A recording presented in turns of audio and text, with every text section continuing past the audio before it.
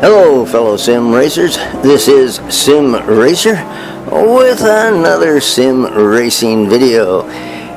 I did this is where of course we are in Automobilisita 2 at Bathurst, and we are in the GT1, the Mercedes-Benz CLK LM. It's a 6-lap sprint race, and so we're going to kind of highlight the Mercedes-Benz.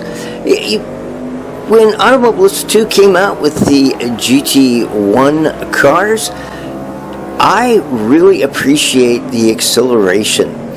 A lot of sims, for whatever reason, the cars do not seem to have a push you back in the seat acceleration, no matter what you're driving, whether it's a F1 car or it's a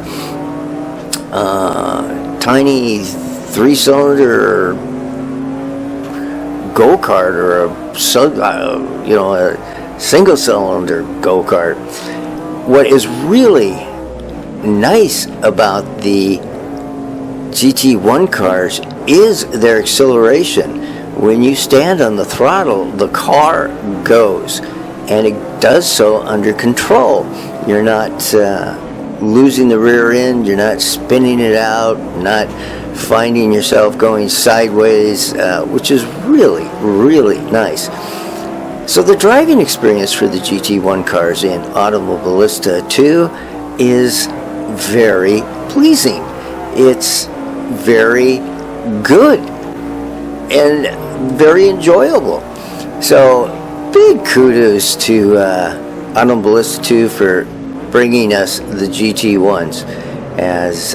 So here we are doing a 3-split view of a race at Bathurst. Again, it's 6 laps, and almost at the completion of turn 1, I duck down into the inside, maybe a little bit of a dive bomb, but I pull off the first pass.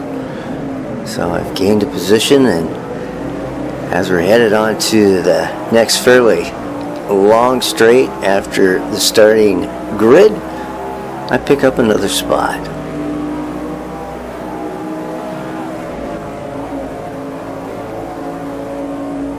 So, of course, we're here in 2021, and it's going to be very exciting for us to see just what is developed in the world of sim racing.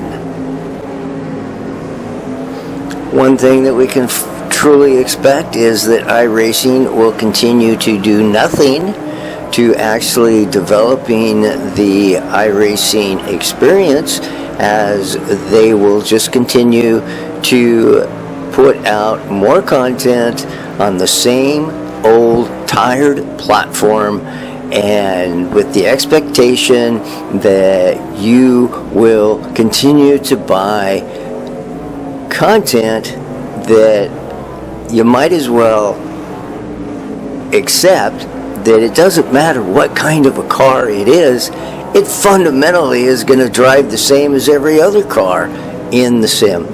So it's disappointing in that respect.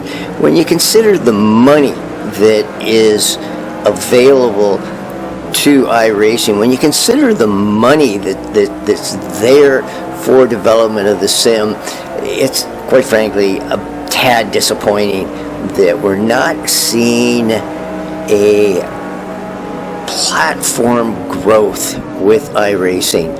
And after a decade of it, you would hope that and then I get it off the track. I kind of missed the turn, so I gave up the 2 positions I had, and here we go again. So we're gonna have to see if I can chase down a couple more positions. This is a fun car to drive. I said that, didn't I? And it is. It's a fun car to drive. Anyway, back to iRacing and their platform. It would be nice to see an advancement in the platform, to see an advancement in the driving physics of the cars. And we just aren't seeing that. It's just not there. No matter how many tire iterations we go through, it just drives the same. So I don't know. We'll have to see. We'll have to see if iRacing actually moves the platform forward in 2021. They did nothing to the AI module as far as fixing the open wheel cars and the AI adjustment. You get into an open wheel car, you put it on an oval track, and guess what? It's at 110% on the AI, and the AI cars are gone, and you're sitting there going, well, this is boring as hell. So, yet, at the same time, iRacing, as Lax Build, came out with like 4 or 5 new content that they, of course, wanted you to buy. So, iRacing is just, their priority is on rolling out content to make membership pay more money. And I just don't see the content developing. The driving experience just doesn't seem to be developing. Anyway, so much for that. I'm just kind of yabbering as we're running down these laps and at Bathurst. A really fun track to race at. So I kind of hope that you're enjoying the video. There I got it wrong again. Kicked the back end out pretty severely and lost some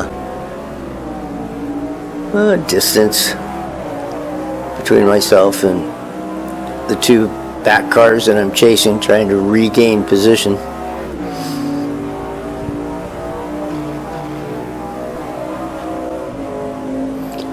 Anyway, if you hang around and you finish watching this video and finish watching this race, it's a little over 13 minutes long. I will gain 4, 5, 6 positions in this race. Started with an AI field of 26 cars. The AI again was set very nicely at my level. So good challenge for me, and a lot of fun to run this. So if you don't have Automobilisita 2, and if you don't have the GT1 cars, go get it. That's been my theme from day one with Automobilisita 2, that it is definitely a racing sim to add to your stable. And I'm going to give them some thought about doing an upcoming video.